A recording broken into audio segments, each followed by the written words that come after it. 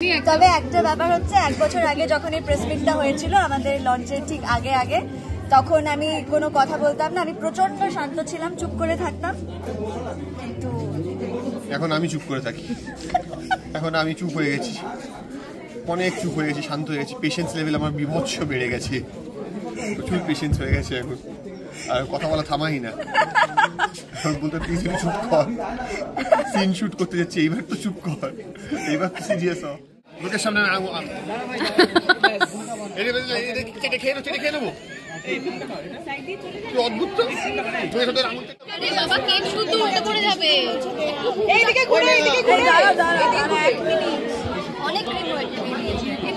Serve করা হয়ে গেছে, so you can enjoy your lunch and the celebration should go on.